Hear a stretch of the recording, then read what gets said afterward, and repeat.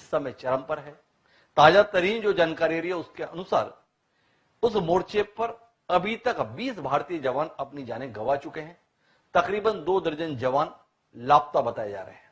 दावा यह भी है कि इस लड़ाई झगड़े के अंदर चीन को भी बड़े पैमाने पर नुकसान पहुंचा है। अपुष्ट सूत्र यह दावा करते हैं कि 43 चीनी सैनिकों की जान जा चुकी है। लेकिन महत्वपूर्ण बात यह है कि विगत कुछ समय से यह बात चल रही थी कि भारत और चीन के संबंध नई दिशा में आगे बढ़ रहे हैं। भारत और चीन आने वाले समय में पूरी दुनिया को नेतृत्व देने जा रहे हैं। भारत और चीन विभिन्न मुद्दों पर साझा रूप से देश के सामने ही नहीं बल्कि दुनिया के सामने एक मिसाल प्रस्तुत करने जा रहे हैं। कई मौकों पर हमारे प्रधानमंत्री नरेंद्र मोदी चीन की यात्रा पर गए। चीन के वर्तमान राष्ट्रपति शी जिनपिंग अनेकों बार भारत आए, चाहे वह अहमदाबाद का विषय हो, चाहे वह महाबलीपुरम का विषय हो। कुल मिलाकर ऐसा लग रहा था कि 1962 का स्याह पन्ना इतिहास के पन्ने में ही दफन रहेगा और भारत और चीन नई सदी में नई इबारत लिखेंगे। लेकिन हमारी ये अनुमान, हमारी ये संभावनाएं एक बार फिर धुंधला गई हैं और जो कुछ घटित हो रहा है उसे लेकर पूरा परिवेश आशंकित है और इस बात को समझने की कोशिश कर रहा है कि यह तनाव किस हद तक जा सकता है। भारतीय नेतृत्व का यह दावा है कि देश की संप्रभुता के साथ कोई समझौता नहीं किया जाएगा। चीन का मानना यह है, जो ऐसे उसके प्रवक्ता बयान दे रहे हैं, कि सारी कार्रवाई के मामले में गलती भारत की ही है। भारत की फौजों ने ही उकसाने की कार्रवाई की है और उसे एक तरफा कार्रवाई करने से बचना चाहिए। इस अहम मसले पर हम बात करेंगे कि आखिर भारत चीन के संबंध किस दिशा में जा रहे हैं, चीन चाह क्या रहा है, भारत की चाहत क्या है और कुल मिलाकर आने वाले समय को हमें किस नजरिए से देखने की जरूरत है। लेकिन बातचीत का यह सिलसिला शुरू करें, तमाम विशेषज्ञ इस चर्चा में हिस्सेदारी करें, उससे पहले समय है आज के विचार सूत्र का। तो हमारा जो आज का विचार सूत्र है वो ये कहता है कि तुम्हारी अच्छाई तुम्हारे रास्ते में आती है तब अपनी आंखें गुस्से से लाल होने दो और बंद मुट्ठी के साथ अन्याय के खिलाफ लड़ो। यह सूत्र वाकई किसी और ने नहीं, इस आजाद देश के पूर्व प्रधानमंत्री सरदार वल्लभ भाई पटेल ने इस देश की पीढ़ी को दिया था।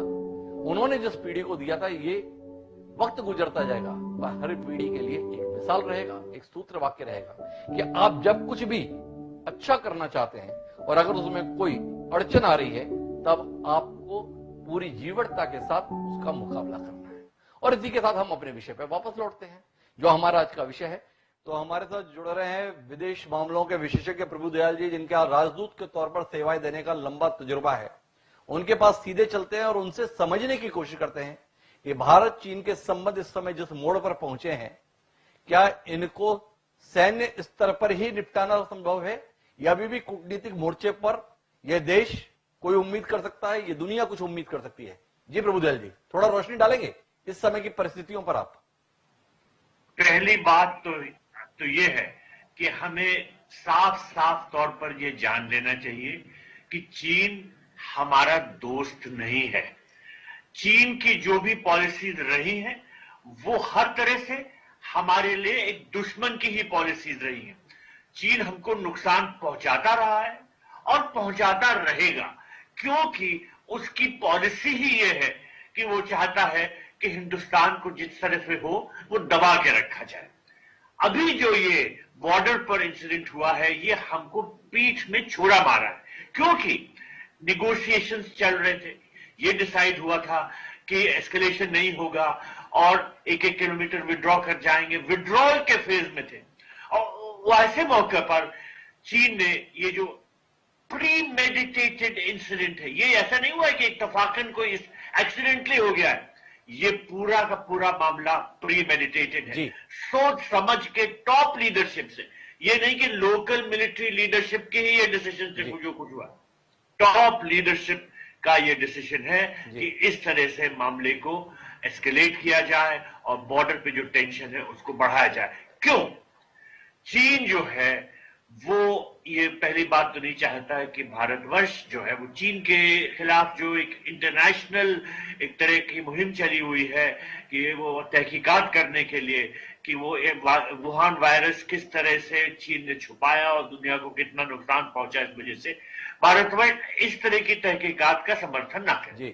दूसरी बात, जो हमने बॉर्डर के करीब, जो लाइन ऑफ कंट्रोल के करीब जो बॉर्डर रोड्स ऑर्गेनाइजेशन ने कुछ रोड्स बनाई हैं और जो हमने एक वहां पर एयर स्ट्रिप बनाई है, इन सब से चाइना को जो अभी तक बड़ा भारी एडवांटेज रहा था, स्ट्रेटेजिक एडवांटेज, जियोपॉलिटिकल एडवांटेज, वो खत्म सा हो रहा था। तो चीन ये चाहता है कि किसी भी तरह से भारतवर्ष की जो ये कार्रवाई, इसको पीछे धक्का दिया जाए और ऐसा ना होने दिया जाए जिससे जो चाइना की डोमिनेंस है बॉर्डर्स पे, उस पे किसी तरह से उसको नुकसान पहुंचे।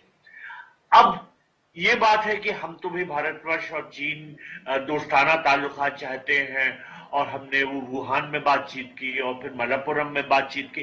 देखिए, साफ बात यह है कि चाणक्य ने कहा था treat your enemy as your friend, वो पूरी कोशिश की जा चुकी है, लेकिन चीन का जो रुख है वो बदलता नहीं नजर आ रहा है। अब हमें क्या करना चाहिए? पहली बात तो जो सेना पर, हमारी जो सीमा पर सेना है, उनको आप जितना भी स्ट्रेंथन कर सके वो जरूरी है, क्योंकि ये बात नहीं कि एक बार ये इंसिडेंट हो गया और फिर कुछ नहीं होगा आगे।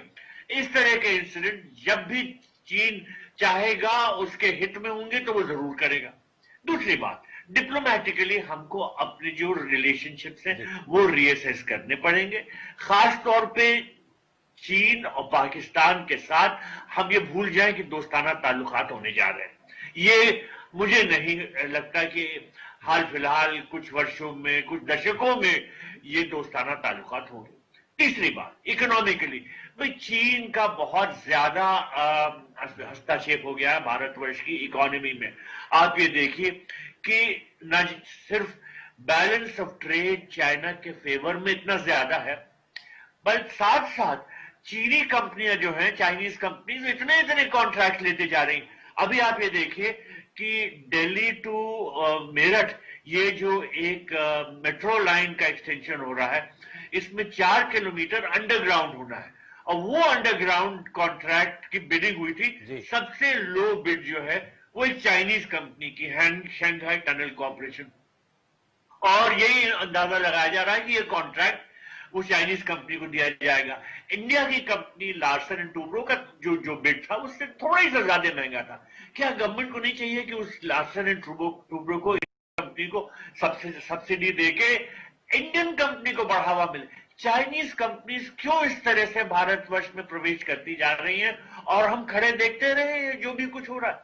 हमको इकोनॉमिकली ये रोकना होगा चाइना को, नहीं तो चाइना हमारी इकोनॉमी को और कमजोर करता जाएगा। तो पॉलिटिकली, डिप्लोमेटिकली, मिलिटरीली, इकोनॉमिकली हम जो भी कदम उठा सकते हैं हमको उठाने चाहिए, क्योंकि चीन जो है वो हमारा दोस्त नहीं है। चीन हमारा एक तरह से कह सकते हैं दुश्मन है। उसने हर तरह से हमारे तरफ दुश्मनी दिखाई है, चाहे वो पाकिस्तान को समर्थन देके, मसूद अजहर को बचाकर, इस तरह से जो कुछ भी चीन कर सकता है उसने किया है।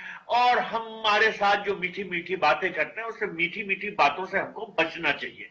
और ये जो इंसिडेंट हुआ है अभी बॉर्डर पे, इससे हमारी आंखें खुल जानी चाहिए। हम जो सोए हुए हैं इससे हमको जाग जाना चाहिए और चीन की असलियत जो है ये सबके सामने। जी, मैं आपको बीच में रोकता हूं। क्या आपको वाकई लगता है कि हम लोग सोए हुए हैं? आपने स्वयं अपनी बातचीत में कहा कि हम बड़े पैमाने पर सीमा पे रोड का निर्माण कर रहे हैं। अगर हम सोए हुए होते तो ये रोड्स का निर्माण क्यों कर रहे होते? क्या वाकई आपको लगता है कि इस देश की जो मौजूदा सरकार है वो चीन के मसले पर रियलिस्टिक तरीके से काम नहीं कर रही है? एक तरफ वो शी जिनपिंग को भी बुला रहे हैं, शी जिनपिंग के साथ व्यापार समझौते कर रहे हैं, मिलकर चलने की बात नरेंद्र मोदी कर रहे हैं, दूसरी तरफ सीमाओं पर अपनी सुविधा के अनुसार जमावटरी कर रहे हैं। विरोधाभास नहीं है? दूसरा विरोधाभास कोविड के मामले में कि एक तरफ हम चीन को अपना दोस्त बताने की बात करें, दूसरे चीन से कंपनियां बाहर निकले तो भारत की ओर आ जाएं, इसकी कोशिश कर रहे हैं। क्या आपको नहीं लगता है कि कहीं ना कहीं हम अनिर्णय का शिकार है, या स्पष्ट तौर पर निर्णय पे पहुंचे हुए हैं कि आने वाले समय में चीन से हमें उलझना है और इसके लिए हमें अपनी तैयारी करनी है? क्या दिखता है आपको सरकार के पिछले 6 सालों के रुख के संदर्भ में? ये एक सवाल आपसे, फिर मैं किरण जी के पास चलूंगा। देखिए, जो सीमा जो रोड्स बनाई जा रही हैं, उनके बनाने से ये नहीं साबित होता कि हम चाइनीज कंपनीज को किसी तरह से रोकने की कोशिश कर रहे हैं। चाइना हमारी इकोनॉमी को डिस्ट्रॉय कर रहा है। अगर आपकी इकोनॉमी वीक होगी तो तो आप पॉलिटिकली कभी स्ट्रांग नहीं हो सकते। आपके दूसरी देश जो है इज्जत तभी करेंगे जब आप इकोनॉमिकली बहुत स्ट्रांग है। चाइना की हर तरह से ये कोशिश रह रही है कि वो हमको इकोनॉमिकली वीकन करे। क्या हमारी आंखें इस बात में नहीं खुली हुई है? देखिए, हर हिंदुस्तानी का फर्ज है कि वो चीन के जो प्रोडक्ट्स हैं वो ना खरीदे। गवर्नमेंट का ये फर्ज है कि चाइनीज कंपनीज जो इनरोड्स कर रही हैं हमारी इकोनॉमी में और हमारी अपनी कंपनीज को जो बर्बाद कर रही हैं, उनको नुकसान पहुंचा रही हैं, उस तरह की हरकतों को हम रोकें।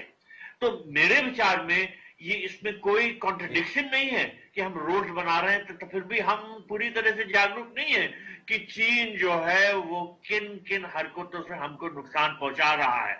We have to wake up fully and realise that this country China हमारा दुश्मन है, हमको नुकसान पहुंचाता रहा है और ऐसा करता रहेगा। तो इसके साथ हमको किस तरह के ताल्लुकात रखने हैं उसके बारे में एक दोबारा रीअसेस करना बहुत जरूरी होगा। ये मेरा विचार है। प्रभुदयाल जी, बहुत स्पष्ट है कि सरकार उस गंभीरता को नहीं समझ रही है जो चीन के साथ रिश्तों के संदर्भ में समझे जाने की जरूरत है। हमारे साथ किरण चौधरी जी हैं, कांग्रेस पार्टी के वरिष्ठ नेता हैं, फौजी परिवार से ताल्लुक रखती हैं। दोनों नातों से उनकी राय, उनके विचार हमारे लिए खासे महत्वपूर्ण है। किरण जी, जानना यह है कि क्या सरकार जिस तरीके से चाइना के विषय को लगातार हैंडल करती आ रही है उससे आपकी कोई ना इत्तेफाकी? और दूसरा जानने का विषय यह कि कांग्रेस पार्टी इस बात को क्यों बार बार दबाव देके कर रही है कि चाइना की सीमा पर जो कुछ स्थिति है वो देश को तुरंत बताई जाए। आप लोगों ने इतने साल सत्ता चलाई है, क्या यह समय सरकार को घेरने का है या दुश्मन देश को यह बताने का कि ऐसे संकट के समय पर यह देश एकजुट होता है, ना कि राजनीतिक लाभ के लिए अपनी जमावट करता है?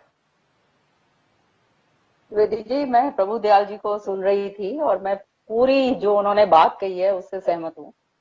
सच्चाई ये है कि जी। अगर वो कहते हैं, कहावत है कि if you want piece be prepared for war.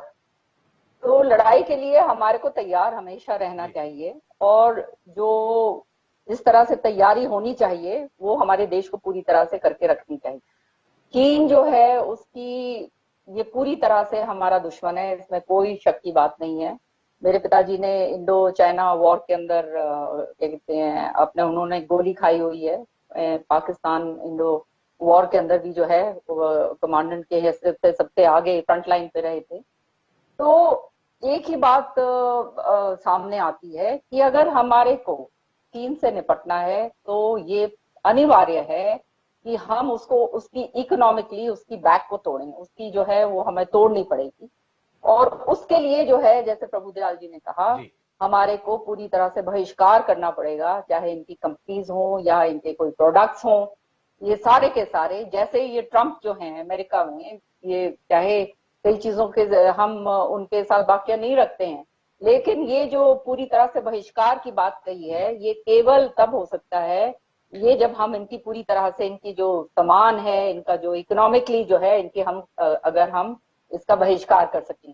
चीन का जो नियत है जो नजर आती है, जो देखने को मिल रही है, वो ये है कि they have design the hegemony over the entire region. पूरा का पूरा जो रीजन है उसके ऊपर ये वो अपना वो जमाना चाहते हैं। और वही कारण है कि आज आप देखिए नेपाल के अंदर हम देख रहे हैं जो ऐसा देश है जिसने हमेशा हिंदुस्तान और नेपाल के बहुत अच्छे ये रहे हैं, ताल्लुक रहे हैं। आज नेपाल हमारे को आंख दिखा रहा है।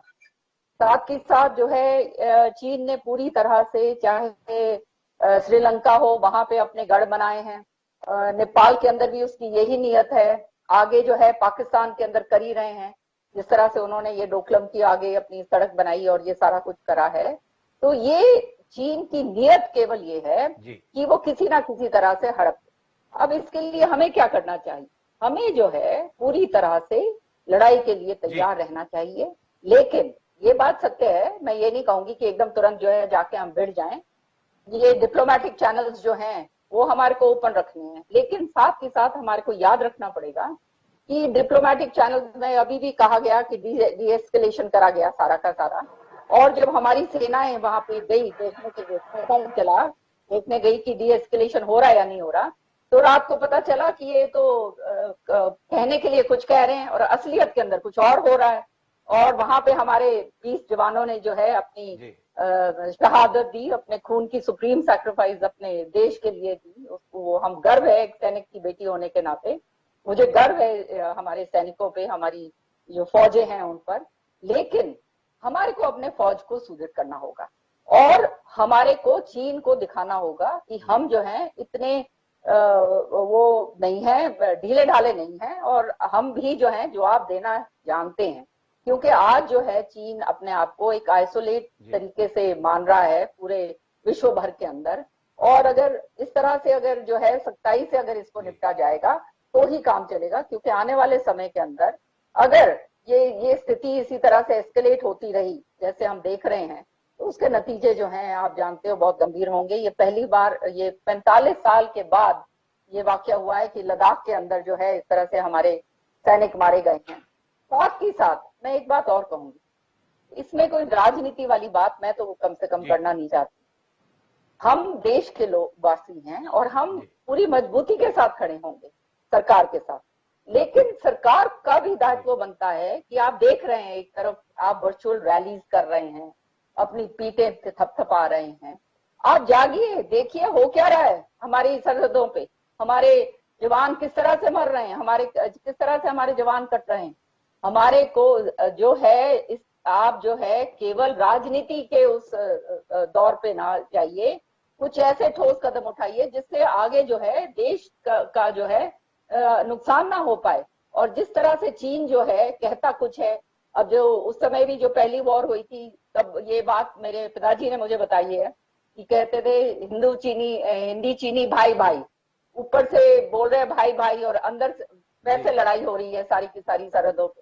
तो ये सारी चीजें जो हैं हम डिप्लोमेटिकली हम इन चीजों को जरूर हैंडल करें, लेकिन इस तरह से हम हैंडल करें कि हम उन्हें बता दें कि हम we are not pushovers, हम यूं ही नहीं बैठेंगे, और जो है हम तैयारी करें अपनी। और ये सही बात है कि अगर चीन को हमारे को, क्योंकि ये चीन जो है ये कोल्ड वॉर के बाद जो है अब चीन जो है वही एक ऐसी शख्सियत रह गई है जो कंट्रोल करना चाहती है पूरा का पूरा ये रीजन को। तो इसके लिए अगर हमारे को पूरी तरह से तय करना होगा कि हम इकोनॉमिकली जो है इनकी बैकबोन जो है, क्योंकि आज चीन किस तरह से मजबूत है, क्योंकि इकोनॉमिकली इतने मजबूत हैं, वो इकोनॉमिकली अगर हमने इनकी बैकबोन तोड़ दी तो जो है तभी हम जो है सेफ तरीके से जो है हम रह पाएंगे। और इसके लिए जो बार बार कांग्रेस पार्टी कह रही है, 3-4 बड़ी बातें कही, देश की जानना चाहता है। आप बार बार जो बात कह रही हैं इकोनॉमिकल विषय के संदर्भ में आपके द्वारा बात कही गई, इकोनॉमिकली इनकी बैकबोन तोड़ने की जरूरत है। आपसे एक सवाल करना चाहता हूं, इकोनॉमिकली वाला जो बिंदु है इस पर अपेक्षा किससे है किरण चौधरी की? भारत सरकार से है या भारत की जनता से है? आज सरकार के स्तर पर प्रतिबंध की हिमायती है या आपको लगता है इस देश को जागरूक होने की जरूरत है कि जो हर मामले में चीन की ओर दौड़ पड़ता है, घर का फर्नीचर खरीदना है चाइना चले जाओ, मोबाइल खरीदना है चाइना से ले लो, सस्ता वाला मिल जाएगा, जो सस्ते के प्रति आग्रह है, जो अपना पैसा बचाने की नियत के आधार पर चाइना की तरफ दौड़ने की प्रवृत्ति पिछले 2 दशक में देश के अंदर आई है, आपका उसको लेकर भी विरोध है या केवल सरकारी स्तर पर प्रतिबंधों की किरण चौधरी हिमायत करती हैं? नहीं, मैं सुना क्या कह रहे थे दीदी आप? हेलो, मैं फिर से अपनी बात को दोहराता हूं किरण, मैं फिर से अपनी बात को दोहराता हूं किरण जी। मेरा जानने का विषय यह है कि आपने चाइना को आर्थिक दृष्टि से रोकने की बात कही है, आपकी अपेक्षा किससे है इस मामले में? भारत सरकार से है कि वो चाइना उत्पादों पर प्रतिबंध लगा दे, चाइना के साथ व्यापार पर प्रतिबंध लगा दे, या आपकी अपेक्षा इस देश की जनता से भी है जो जरा सा सस्ता पाने के लिए चाइना की ओर दौड़ पड़ता है? चाहे व्यापारी है तो वो चाइना की ओर भागता है, हम घर बनाते हैं तो फर्नीचर के लिए चाहते हैं कि चाइना से सस्ता सामान ले आए, उद्योगपति जितने भी हैं, पावर प्लांट जितने भी देश में लगे, आधे से ज्यादा चाइना से टेक्नोलॉजी लाके इसलिए लगा रहे हैं कि हमारे देश में भारत इलेक्ट्रिकल्स अगर बनाता है तो वो महंगा पड़ता है। क्या आपको लगता है कि केवल सरकार के स्तर पर प्रतिबंध से काम बन जाएगा या इस देश की जनता को भी यह पहचानना होगा कि कौन हमारा दोस्त है, कौन हमारा दुश्मन है और उसके अनुसार व्यवहार करें? नहीं, ये बिल्कुल ठीक कहा आपने, ये खाली सरकार से नहीं, ये जनता को भी पहचानना होगा। लेकिन जनता तक तो बात बाद में आएगी, अगर सरकार ही प्रतिबंध लगा देती है और जब इनके गुड्स ही नहीं जब यहाँ पर आ पाएंगे हिंदुस्तान के अंदर, चाइनीज गुड्स जब कुछ भी नहीं आ पाएंगे तो जनता कहाँ से उन्हें लेगी? जनता तो केवल तब लेती है ना जब आपको सामने नजर आ रहा है सारा का सारा मार्केट जो है। आप देखिए आज के दिन चाइनीज गुड्स से जो है फ्लडेड है। हमारी जो अपनी जो इंडिजिनस कंपनीज हैं उनको उनका वेयरविदॉल नहीं है या जो भी कारण आप देखिए, उनको तो पुश आउट कर दिया है पूरी तरह से। और चाइना ने पूरी तरह से एक तरीके से पूरा जो है इकोनॉमिक जो मार्केट है जो वो पूरा तरीके से हिंदुस्तान के अंदर घेर लिया है। तो ये किस लिए हुआ है? क्योंकि हमने इनको अलाउ होने ये करने के लिए हमने इनको अलाउ करा है। अब इस चीज के ऊपर जो है सरकार को सख्ती के साथ जो है प्रतिबंध लगाना होगा, चाहे डिप्लोमेटिकली चुपचाप करके लगाया जाए ताकि ओवरटली ना करिए, कोवर्टली आप जरूर करिए। ये जो चीज है मैंने जैसे आपको कहा बार बार मैं कह रही हूँ कि अगर चाइना जो है वो हमारा दुश्मन है, ये हमारे को बिल्कुल याद रखना चाहिए, कभी भी हमारा ये साथी नहीं हो सकता।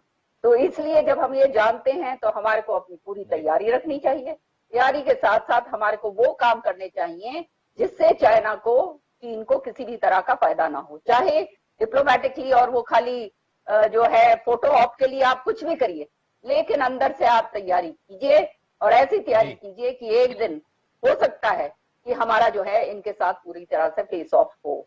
और इसलिए जो है मैं जहां तक हर एक देश का जो वासी है मैं समझती हूँ वो इस चीज को समझेगा। हम सारे के सारे पेट्रियट्स हैं, देश हमारी जो है परम धर्म है और परम कर्तव्य है। और इसलिए जो है अगर सरकार जो है इस तरह के कोई प्रतिबंध लेकर आती है तो जनता उसका पूरा साथ देगी। कुल मिला के देश प्राथमिकता में होना चाहिए, किरण जी का मानना है। सरकार को लेकर ठोस कदम उठाने की जरूरत है, वो ऐसा महसूस करती हैं। उनसे चर्चा के लिए मैं फिर जुड़ूंगा, लेकिन हमारे साथ में मेजर जनरल रंजीत सिंह जी जुड़ गए हैं। रंजीत साहब, आपसे जानने का विषय यह है कि कल की घटना को लेकर पूरे देश में आक्रोश है, अलग अलग स्वर निकल रहे हैं।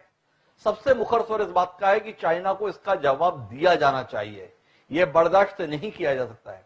लेकिन बतौर पूर्व सैन्य अधिकारी, बतौर सैन्य प्रमुख, आपसे ये जानने का है मुझे कि क्या वाकई हिंदुस्तान की सैन्य क्षमता ऐसी है, हमारी सैन्य दृष्टि से तैयारियां ऐसी हैं कि हम इस समय चीन से आर पार की लड़ाई लड़ सके, या केवल जुबानी आदान प्रदान करते रहेंगे? क्या है वस्तुस्थिति भारतीय सेना की चीन के मुकाबले? हिमांशु जी धन्यवाद। मैं सुबह भी आपकी चैनल पे था। सबसे पहले तो मैं हमारे 20 जवानों की शहादत को सैल्यूट करता हूँ और श्रद्धांजलि अर्पित करता हूँ, और पूरा देश जी उनके साथ है। दूसरा जो आपने प्रश्न किया कि क्या भारत तैयार है, पहली बात तो चाइना युद्ध नहीं कर सकता भारत से। क्यों? उसके कई कारण हैं। सबसे पहले भारत 62 वाला भारत नहीं है। 67 में चाइना ने ट्राई किया, मुंह की खानी पड़ी। चाइना के 340 जवान मरे और 450 घायल हुए, जबकि हमारे केवल 88 जवान शहीद हुए और 130 के आसपास घायल हुए। ऐसे सुंदरम वैली में उसको मुंह की खानी पड़ी, 87 में भागा। इन्हीं बीच में हमने 65 और 71 वार जीते। इसके साथ साथ हमारा हमेशा ट्रेनिंग होती रही है J&K के अंदर, नॉर्थ ईस्ट के अंदर। चाइना ने पिछले 50 साल में कोई लड़ाई नहीं लड़ी है एक्सेप्ट वियतनाम, और वियतनाम में चाइना ने मुंह की खानी पड़ी। दूसरा, भारत का जो आज ओहदा है वर्ल्ड के अंदर, हमारी इमेज, चाहे वो आसियान देश है, चाहे UNO है, या G7 है, या क्वाड है, quadrilateral, America, Japan, Australia, India, या 2+2 COMCASA, compatibility and communication security alliance with USA, India का डिफेंस और फॉरेन और अमेरिका का डिफेंस और फॉरेन का एक हमारा एग्रीमेंट है। इन सब बातों से चाइना घबराया हुआ है। और साथ साथ साउथ चाइना सी में जो इसने पंगा कर रखा है, सारे देश चाइना के खिलाफ। कोरोना की वजह से 116 देश चाहते हैं इंक्वायरी हो, और चाइना के अंदर जो फॉरेन कंपनीज है वो बाहर निकलना जा रही है। 25 कंपनीज ने तो तैयारी कर ली है और उनमें से कुछ कंपनीज इंडिया में आएंगी। इसको भी चाइना रोकना चाहता है, इसीलिए चाइना जो फ्रंट पे है वो छेड़छाड़ कर रहा है। लेकिन इसके बावजूद फौजों को पूरी परमिशन है। आपने देखा है कि हमारे 20 जवान शहीद हुए। इसके मुकाबले में चाइना के 40 नहीं, मेरा अपना अंदाजा है 40 से भी ज्यादा। अभी उन्होंने उनके CEO की डेथ एक्सेप्ट की है। उनके जवान भी काफी बड़े हैं, हेलीकॉप्टर आ रहे हैं, एम्बुलेंसेज आ रही है, ये किस लिए आ रही है? क्योंकि उनके जवान मारे। जब भारत का एक सीओ साहब की शहादत होती है, उसके जवान का वो फादर है, तो जवान डू थिंक हिमांशु जी रुकेगा? तो हमारा जवान आज बहुत ही डेडिकेटेड है, तैयार है। हमारे पास वेपन्स की कमी नहीं है। आज वो 62 वाली 303 राइफल नहीं है, जो मिसाइल्स है, जो एयरक्राफ्ट है, टैंक है, गन्स है, और जो हमारी स्पेस डोमिनेंस है, आज पूरा वर्ल्ड जानता है इंडिया की स्पेस में डोमिनेंस है। तो चाइना कभी भी फ्रंटल अटैक नहीं करेगा, छुटपुट चीज करेगा। पूरे वर्ल्ड का प्रेशर चाइना के अगेंस्ट है, एक्सेप्ट पाकिस्तान और नॉर्थ कोरिया। चाइना के साथ कोई है ही नहीं। उधर हांगकांग, ताइवान और तिब्बत ये तैयार बैठे हैं, इनको थोड़ी सी सपोर्ट की जरूरत है। इसलिए मेरे विचार में चाइना कभी ऐसी गलती नहीं करेगा। ऊपर से आई थिंक प्राइम मिनिस्टर ने आज काफी स्ट्रॉन्ग स्टेटमेंट दिए।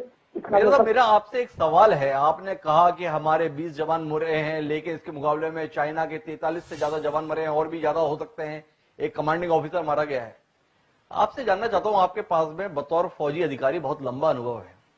अगर इस मुकाबले के अंदर इतना जबरदस्त आंकड़ा है कि अगर हमारा एक जवान जा रहा है तो सामने वाले के 2 जवान जा रहे हैं, तो देश के प्रधानमंत्री, देश के रक्षा मंत्री, देश के गृह मंत्री तीनों मौन क्यों हैं? ऐसा पहले तो कभी देखने में नहीं आया। जब कभी भी ऐसी कोई घटना होती थी, देश का जो लोग नेतृत्व करते हैं वो सामने आके बात कहते थे। इस समय मौन व्याप्त है। क्या समझ पाए हम इस मौन के कारण को? थोड़ा रोशनी डालेंगे? आपका इतना लंबा तजुर्बा है। नासिर शाम की स्टेटमेंट आपने प्रधानमंत्री की सुनी? इनकी शहादत व्यर्थ नहीं जाएगी, इतना एक प्राइम मिनिस्टर अगर बोलता है काफी है। बालाकोट में यही बोला था, बालाकोट में प्राइम मिनिस्टर यही बोला था।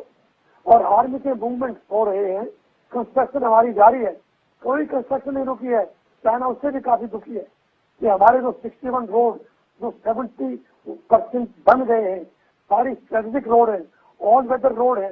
उधर से हमारे जनजीत सिंह को भी ट्रांसपोर्ट मिनिस्ट्री मिली हुई है, तो डू थिंक उनका तजुर्बा कम है। तो आज जो हमारी स्थिति है इंफ्रास्ट्रक्चर डेवलपमेंट की अक्रॉस द बॉर्डर एलएसी पर बहुत अच्छी है, और वो पूर्ण होने वाली है। चाइना को दूसरा जो झटका लगा, जो हमारा दौलत बेग पोल्टी जो रोड है, वो जो रोड पूरा हो गया, उससे चाइना को आग लगी। शियोक, दुर्बुक और वो जो 250 किलोमीटर रोड, वो ऑल वेदर रोड है। इसलिए जब चाइना ने ये देखा है तो चाइना फिल्म आउट है। चाइना एक्सेप्ट नहीं कर सकता कि चाइना के बराबर भारत खड़ा हो, बल्कि भारत उससे आगे जाएगा। तो भारत किसी देश की जमीन को हड़पना नहीं चाहता। और कलाम साहब की स्टेटमेंट है 2030 is the decade of India, economic super power बनेगा इंडिया, वर्ल्ड में लेबर डेफिसिट होगा और इंडिया के पास 24 करोड़ यूथ सरप्लस होगा। पूरा वर्ल्ड इंडिया की तरफ देखेगा।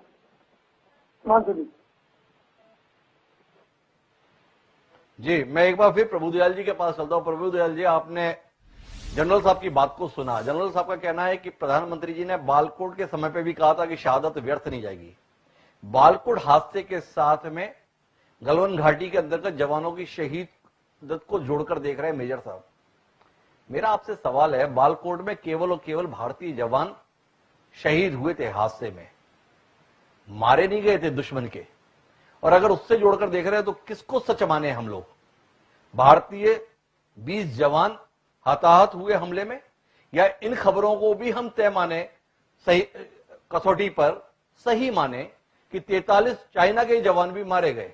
दोनों में विरोधाभास है। अगर मारे गए तो देश के प्रधानमंत्री क्यों कह रहे हैं कि शहादत व्यर्थ नहीं जाएगी? क्योंकि शहादत व्यर्थ गई क्यों अगर 43 मार दिए गए हैं? क्या समझे हम इसको? आपका इतना लंबा तजुर्बा है, थोड़ा रोशनी डालें ताकि आम आदमी समझ पाए कि असल में हुआ क्या है। भाई 20 भी हमारे सैनिक क्यों मारे जाएं? क्या उनकी शहादत आपको मंजूर है? प्रभुदयाल जी, चीन ने हमारे 20 सैनिकों को मारा है। ये जो वारदात हुई है ये पीछे से छुरी मारने के बराबर है। तो इस वजह से अगर प्रधानमंत्री ने ये कहा है कि ये उनकी शहादत व्यर्थ नहीं जाएगी, तो उनका मतलब साफ है कि जो भी चीन ने जिस तरह की हरकत की है पीछे से छुरा मारने की, ये व्यर्थ नहीं जाएगी। अब ये जो 43 चाइनीज सोल्जर्स मरने की खबर है, ये हमारे आर्मी सोर्सेज से है और कुछ कुछ इंडिकेशंस और सोर्सेज से भी आ रहे हैं, लेकिन चीन तो हमेशा बात को छुपाएगा ही। चीन ने तो ये भी नहीं साफ होने दिया कि कितने लोग वहां वुहान में उनके मरे, और उसके बाद भी जो ये एपिडेमिक, कोविड का एपिडेमिक, पैंडेमिक दूसरे जगहों पे फैला, उसको भी चीन ने छुपाने की कोशिश की। तो चीन तो हमेशा ये दिखाने की कोशिश करता है कि उसको इतना नुकसान नहीं हुआ। तो चीन तो ये कभी इस बात का कोई इकरार नहीं करेगा कि उसके 43 सोल्जर्स मरे, जो हमारे डिफेंस फोर्सेस की तरफ से कहा जा रहा है। तो मैं तो अपने डिफेंस फोर्सेस की बात मानूंगा, और चाइनीज ट्रैक रिकॉर्ड जो है झूठ पे बना रहता है, और इसलिए चाइनीज जो कहेंगे उसको मैं मानने को तैयार नहीं। अब बालाकोट और ये जो यहां लद्दाख में हुआ है, इन दोनों से हमको साफ होता है कि पाकिस्तान हमारा दुश्मन है और चीन भी हमारा दुश्मन है, और दोनों पर जरा सा भी एतबार नहीं हमें करना चाहिए। उन दोनों की आपस में बहुत दोस्ती है। चीन ने और पाकिस्तान ने कहा है जी कि we are all weather friends and that our friendship is higher than the Himalayas etcetera. तो इन दोनों की दोस्ती किस लिए है? वो इस बेसिक फाउंडेशन पे है कि इंडिया के दोनों दुश्मन हैं। दोनों की ये पॉलिसी है कि my enemy is my friend. दोनों भारतवर्ष के दुश्मन हैं, दोनों भारतवर्ष को नुकसान पहुंचाना चाहते हैं। और जब मैंने शुरू में कहा था कि हमारी आंखें खुल जानी चाहिए, देखिए हम दोनों कंट्रीज को बहुत लगाम हमने दे के रखी, और थ्रू हिस्टोरिकली आम आदमी भी देखिए चीन और के बारे में ऐसा नहीं सोचता है कि हमको बहुत ज्यादा नुकसान पहुंच रहा है चीन से। और जैसा हमारी कॉलीग किरण जी ने इस पैनल पे कहा कि भाई जो कॉमन सिटीजन को भी ये सोचना चाहिए कि हम चीन का सामान नहीं खरीदे। कॉमन सिटीजन कहां सोचता है? वो 2 पैसे कम में अगर चीन का माल मिल रहा है तो वो चीन का माल ले लेता है, इंडियन कंपनी का माल नहीं लेता। तो अगर हमें ये नेशनल अवेयरनेस नहीं है तो इस तरह से मैं कह सकता हूं कि हम सोए हुए हैं, और जब तक हम पूरी तरह से नहीं जागेंगे तो ये ट्विन डेंजर जो है चाइना और पाकिस्तान बने रहेंगे और हमें इनसे नुकसान पहुंचता रहेगा। एक बात और मैं साफ कर देना चाहूंगा, एक सवाल करना चाहता हूं प्रभुदयाल जी मैं आपसे। पाकिस्तान के साथ हमारे संबंध दुश्मनी के समझ में आता है, बनने के साथ में और बनने से पहले भी हमारे रिश्ते ऐसे ही थे, तभी तो 2 देशों के रूप में हमें स्वरूप देखने को मिला। लेकिन जानने का विषय है कि चाइना को पाकिस्तान भाता है पर भारत नहीं भाता, क्यों? एक। दूसरा, नेपाल, श्रीलंका, बांग्लादेश, म्यांमार, इनके साथ भी हमारे रिश्ते बहुत अच्छे दिखाई नहीं देते। कहां चूक रहे हैं हम? किस स्तर पर हमारी कथनी और करनी का अंतर है जो अपने पड़ोसियों से हमारे रिश्तों को बेहतर नहीं रहने दे रहा है? समझ पाए आप कहां चूक जा रहे हैं हम? क्योंकि ये सवाल तो है, आखिर एक देश तो हो अड़ोस पड़ोस में जिससे हमारे रिश्ते बेहतर हो। हर एक मामले में कहते थे कि चीन उनके साथ में या वो चीन के साथ में, सब चीन के साथ जाने को तैयार है, चीन सबके साथ जाने को तैयार है। पर हिंदुस्तान जो बात करता है कि हम विश्व शांति के लिए काम करते हैं, हम मानवता के लिए समर्पित हैं, हम विश्व को बेहतर बनाने के लिए समर्पित हैं, हम किसी का बुरा नहीं चाहते, पर सब हमारे ही बुरा चाहते हैं, क्यों? कहां चूक रहे हैं हम? कहां गलती है हमारी? समझ पाए आप? हिमांशु जी, हम अपने रीजन में सबसे बड़े मुल्क हैं।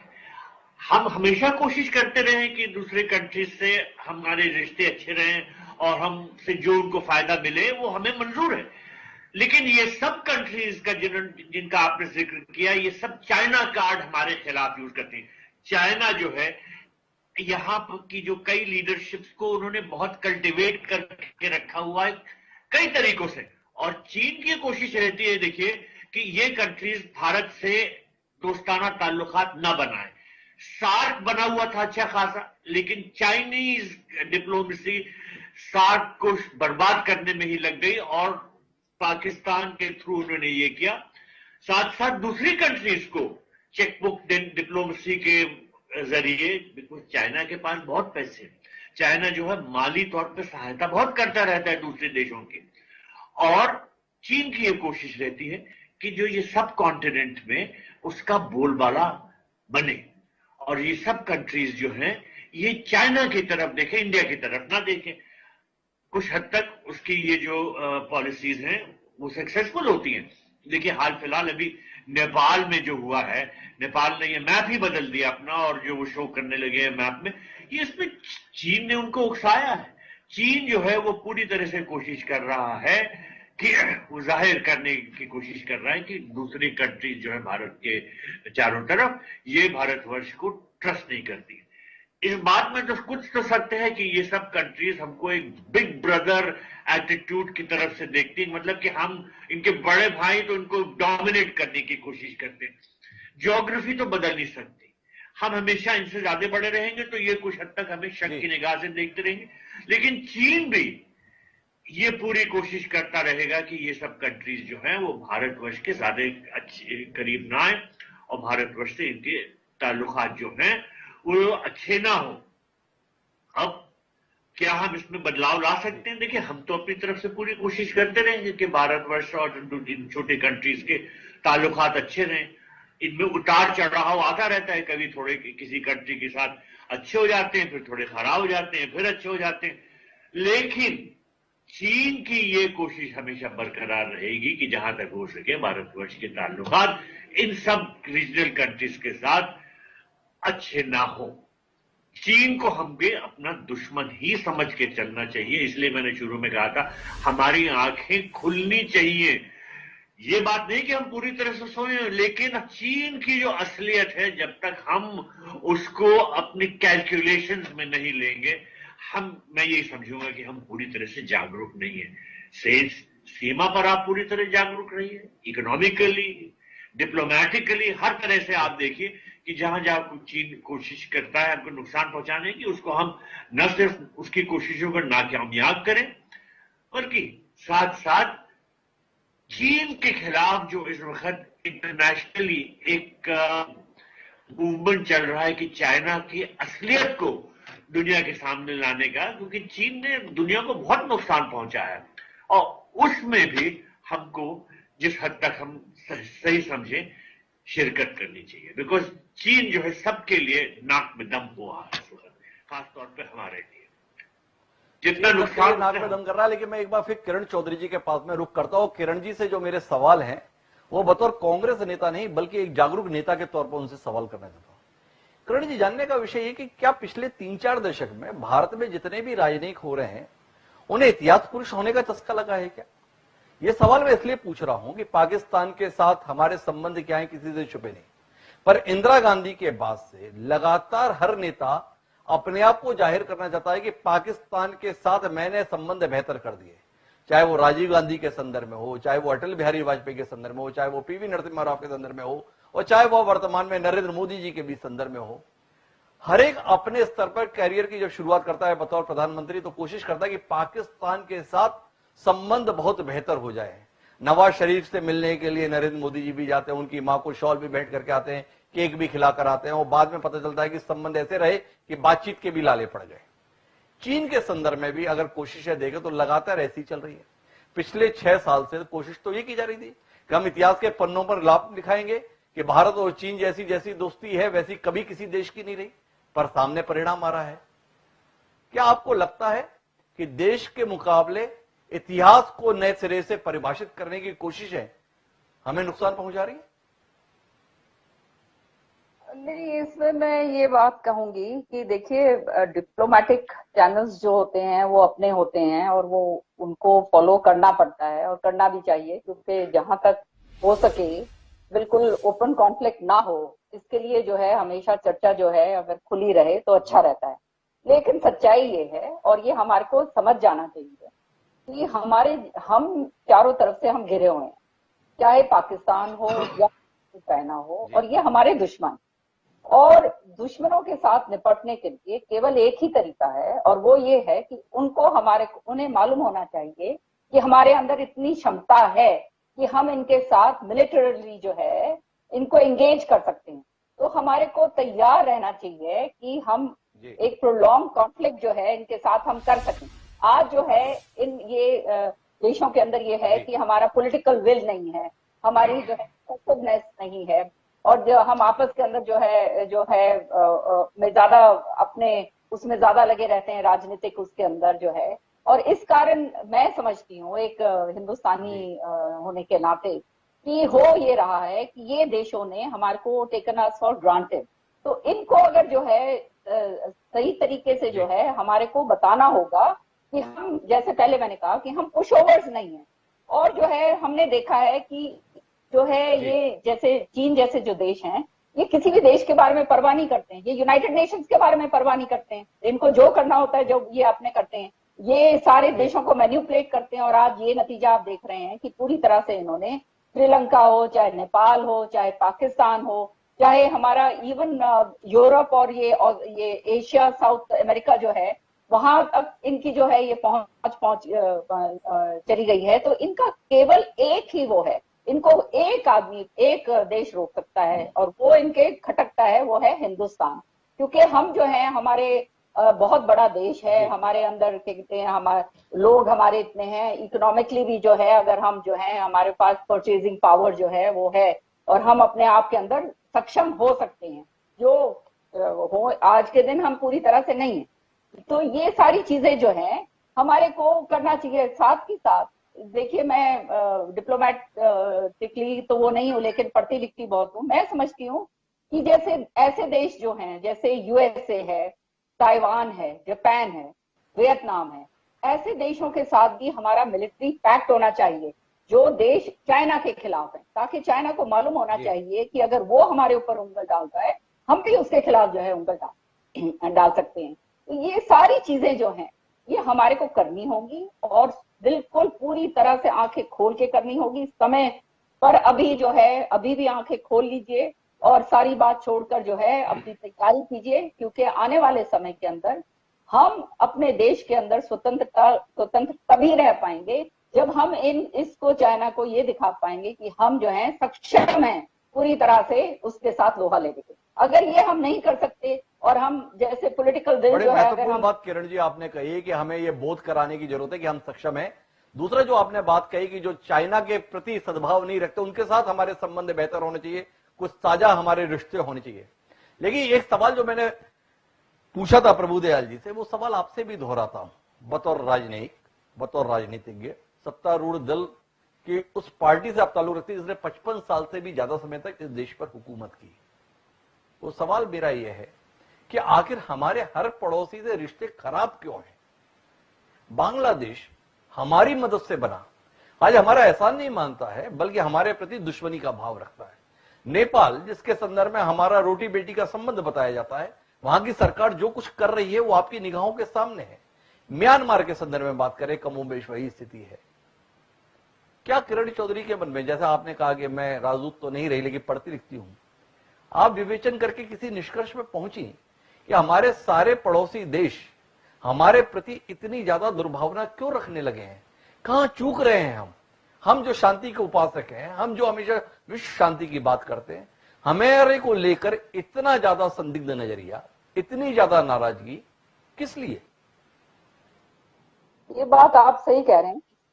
इसलिए आप समझिए कि ये सारी जो कंट्रीज हैं, ये नेचुरली ये इनसिक्योरिटीज होती हैं, क्योंकि हम जो है एक बहुत बड़े प्लेयर हैं इस रीजन के अंदर, और उस कारण जो है ये सारे जो देश हैं, और बिल्कुल हम अलग निराले भी हैं, तो ये इन सारों के अंदर जो ये इनसिक्योरिटीज हैं वो कारण है। और ये कारण भी है कि डिप्लोमेटिकली जो है जो चैनल्स हमने यूज करे हैं वो सफल हो पाए हैं, नहीं हो पाए हैं। तो अब समय आ गया है कि हमारे को दूसरी तरफ देखना चाहिए। जो पुराने घिसे पिटे जो हम सोच रहे हैं और जो कर रहे थे, उससे अलग हटकर जो है आगे जो है दूसरी तरफ भी हम देखें, ताकि ये यहाँ हमें ये सोच कर चलना होगा कि ये हमारे दुश्मन, और इन्होंने ये हमें हमेशा आंख दिखाते रहेंगे। तो ये इनको जो है किस तरह से हमारे को संभालना है, और ये अगर हम सोचें ये कभी भी हमारे दोस्त बनेंगे, वो संभव है, पूरी तरह से असंभव है। और ये चाइना जो है ये एक ऐसा देश है जो जिसका नियत जो है, नियत और नीति, आज देखिए इकोनॉमिकली बहुत मजबूत है, मिलिटरली बहुत मजबूत है, और अपने आप अंदर बहुत सक्षम है। इनका जो पॉलिटिकल सेटअप है वो भी आप देख रहे हैं किस तरह का पॉलिटिकल सेटअप है। तो ये सारा का सारा अपना भी जो ध्यान, इनका जो इंटरनल भी आप समझते हैं जो हो रहा है, जो प्रेसिडेंट जो करंट हैं उनके खिलाफ भी बहुत सारी आवाजें उठ रही हैं, तो ये सारी चीजें जो हैं ये पॉलिटिकली भी इनको इस्तेमाल करा जाता है। जैसे उधर पाकिस्तान है, नवाज शरीफ है, वो पाकिस्तान और हिंदुस्तान के अंदर हमारे जो लोग हैं इनको जब मिलो तो बिल्कुल एक जैसे लोग हैं, कोई दूसरी बात नहीं है, एक जैसा हमारा खाना पीना है, हमारी बोलचाल है, सारा कुछ है।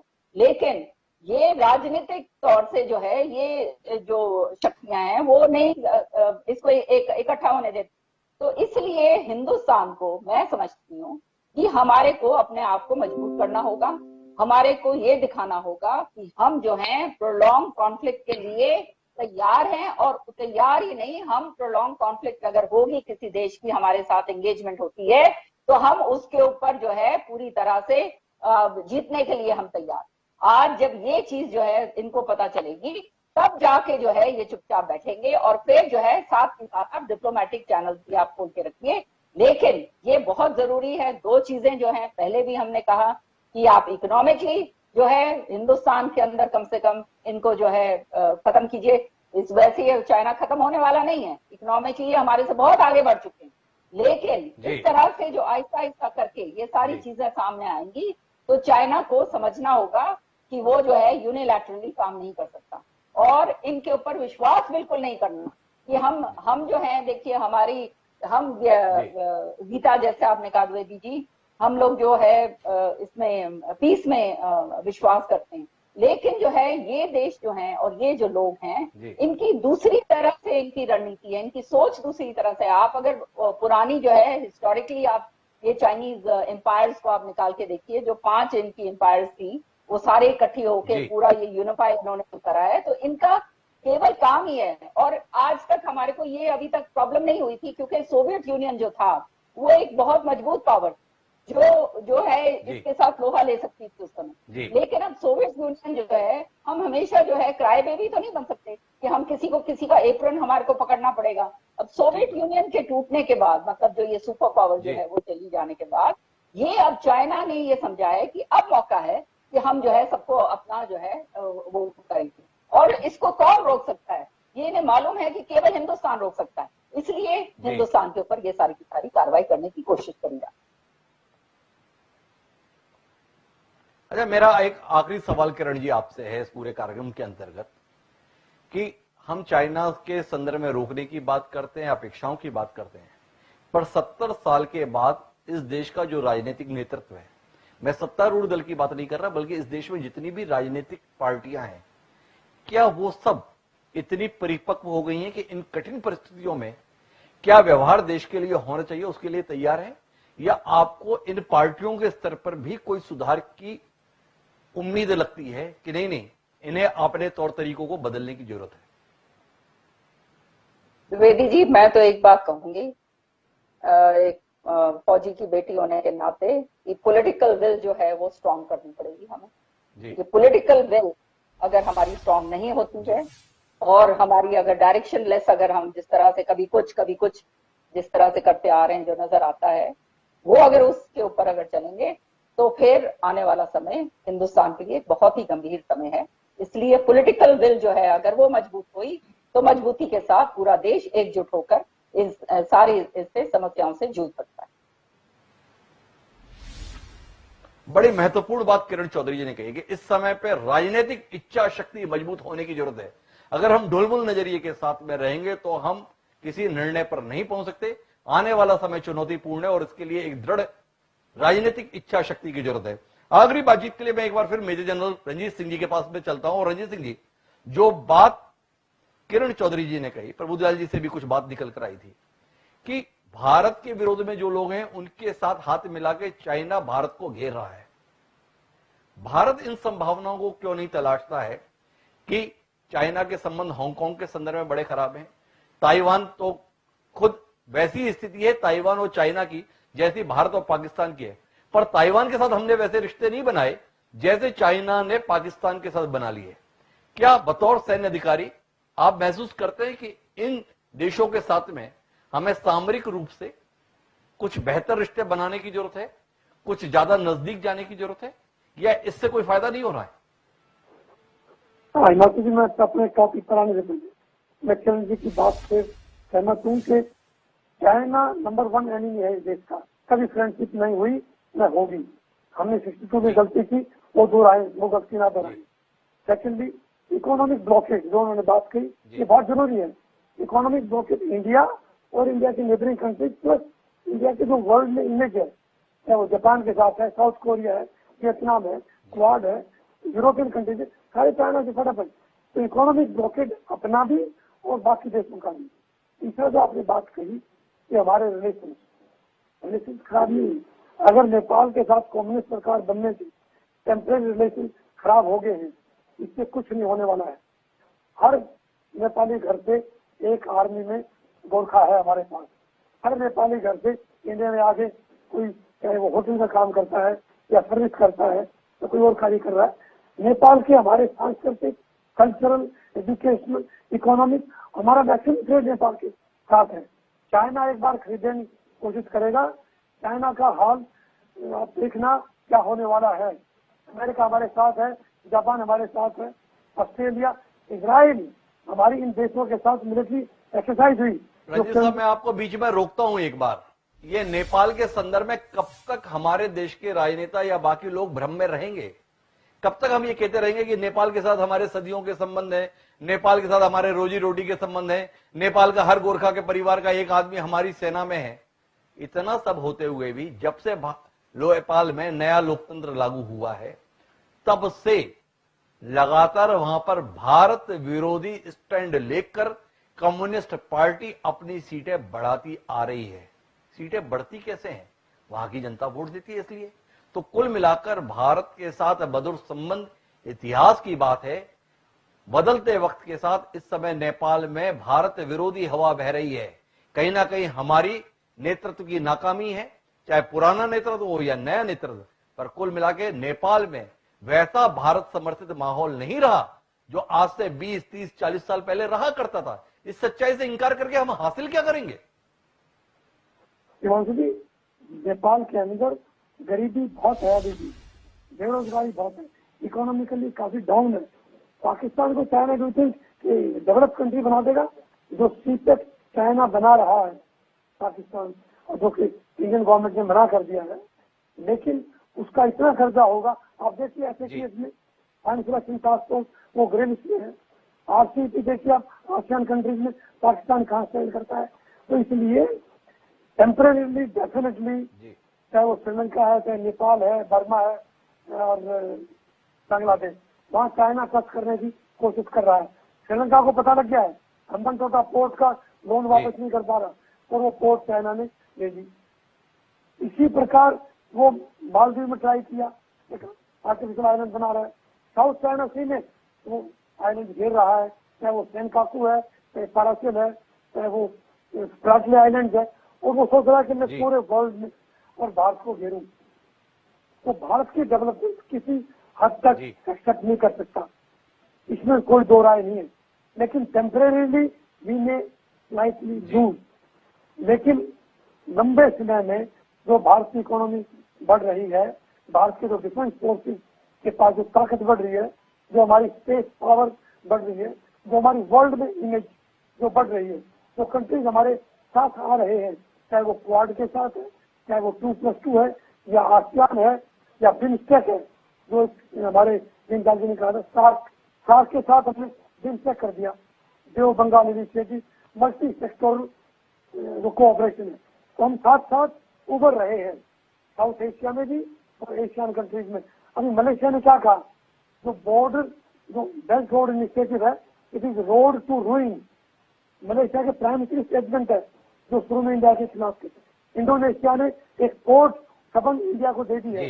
ईरान ने एक पोर्ट जो हवार पोर्ट है वो इंडिया को दे दिया है, क्योंकि उनको पता है कि चाइना को अगर कोई काउंटर कर सकता है तो इंडिया ही कर सकता है। और लंबे समय में इंडिया इकोनॉमिकली पावरफुल बनेगा, there is no doubt. Temporarily Himanshu ji, we may not succeed. Ji तो रंजीत साहब, आप जितनी भी संभावना देख रहे हैं वो भारत को आने वाले समय में आर्थिक शक्ति के तौर पर देख रहे हैं, उसी के आधार पर कल्पनाएं कर रहे हैं। आपसे एक आखिरी सवाल इस कार्यक्रम के तहत, देश में कल की घटना के बाद जिसमें 20 जवान मारे गए हैं, एक वातावरण बन रहा है कि चीन के साथ में कोई निर्णायक कदम उठाया जाना चाहिए। आपसे जानना मुझे यह है कि क्या यह सही समय है चीन के साथ युद्ध छेड़ने का, या अभी भी हमें डिप्लोमेटिक तरीके से ही समाधान खोजना चाहिए? क्या महसूस करते हैं बतौर सैन्य अधिकारी? क्योंकि सेना के अंदर निश्चित रूप से बड़ा आक्रोश होगा, क्योंकि उन्होंने अपने जवानों को खोया है। सेना के अंदर बड़ा आक्रोश है इस बात को लेकर कि कोई दुश्मन हमारी सीमा के अंदर आकर हमको आंखें दिखा रहा है। कैसे संभालेंगे मोर्चे पर तैनात सैनिकों के इस मनोदशा को? क्या करना चाहिए? हमें बहुत दुख हुआ है क्योंकि ये फौजी इस प्रकार नहीं लड़ते, तो वो डंडे लेके आगे वायर बांध रखी है, पत्थर भी में डाल रखे। इस प्रकार का घटिया कार्य जो चाइना ने किया है कोई नहीं करता। लेकिन हमारे एक पीओ और 19 जवान की जो शहादत है वो उससे हम काफी दुखी हैं। फौज में रोष है, इंडिया के अंदर जो सिविल पॉपुलेशन है उसमें भी रोष है। चाहे उनके 43 जवान और एक पीओ उनका मारा गया, इसमें कोई दो राय नहीं है। उनकी कैजुअलिटी हिमांशु जी हुई है। आप शायद फौज में रहे नहीं, हमने फौज देखी है। अगर एक पीओ की डेथ होती है, पीओ फादरली फिगर होता है फौज में, अगर उसके जवान के सामने उसके फादरली फिगर की अगर चाइनीज डेथ की है, वो जवान चुप रहेगा? वो बिल्कुल वेट नहीं करेगा पॉलिटिक्स की, ना वो देश की किसी पॉलिटिकल लीडर की या ऑर्डर की वेट करेगा। वो अपने सीओ का बदला लेगा और जवानों ने बदला लिया। नंबर 1, आप ऐसा ऐसा देखना इंडियन सोल्जर्स ने कितनी कैजुअलिटीज की चाइनीज की। नंबर 1। सेकेंडली, मिलिट्री लेवल पर मैं टीवी पर नहीं कह सकता, फौजों को ऑर्डर दिए गए हैं एडवांस कि आप आगे जाइए और कोई जमीन नहीं छोड़नी। तीसरा, पॉलिटिकल लेवल पर भी शायद एक स्टेटमेंट दी है प्राइम मिनिस्टर ने कि आपकी शहादत बेकार नहीं जाएगी। ये एक प्रधानमंत्री की स्टेटमेंट काफी होती है, क्योंकि उन्होंने पहले जो कहा है बालाकोट वाला वो करके दिखाया। और अभी अमेरिका, ऑस्ट्रेलिया, जापान, रशिया भी आपके साथ है, साउथ कोरिया आपके साथ है। तो मेरा विचार है वार तो नहीं होगा, लेकिन इंडिया कुछ और भी कर सकता है। इतना कहूंगा। तो ये रणजीत सिंह साहब का मानना है कि अभी वार तो नहीं होगा, लेकिन बाकी विकल्प हैं जिस पर निश्चित रूप से देश का नेतृत्व फैसला लेगा। लेकिन एक बात तय है, इस पूरे घटनाक्रम के अंतर्गत कमोबेश एक राय पूरा देश बना चुका है कि चीन के साथ में दोस्ती की संभावनाओं को छोड़ देना चाहिए और इसे खुले मन से स्वीकारना चाहिए कि हमारा दुश्मन नंबर 1 चीन है। इसलिए इतिहास के जो सबक हैं उन्हें वर्तमान के द्वारा अनुभव के तौर पर लिया जाए और भविष्य के लिए फैसले इसी रोशनी में ही लिए जाएं। इस उम्मीद के साथ आप सभी का बहुत बहुत धन्यवाद। एक गहन मसले पर अपनी राय से अवगत कराने के लिए उम्मीद है इस चर्चा में जो कुछ निष्कर्ष आए हैं उससे देश को दिशा लेने में कहीं ना कहीं कोई ना कोई मदद जरूर मिलेगी। समय है अब आज की पंक्तियों का। हमारी आज की पंक्तियां ये कहती हैं कि हम अमन चाहते हैं मगर जुल्म के खिलाफ, हम अमन चाहते हैं मगर जुल्म के खिलाफ, अगर जंग लाजमी है तो फिर जंग ही सही। साहिर लुधियानवी ने जो ये लिखा था यह भारत के हौसले और मनोदशा को व्यक्त करने के लिए पर्याप्त है। यह यूं तो हमारी फितरत में जंग नहीं है, लेकिन जरूरत पड़ जाए तो हम पीछे भी नहीं है। आज के लिए इतना ही, कल फिर मिलेंगे नए विषय के साथ। मुझे दीजिए इजाजत।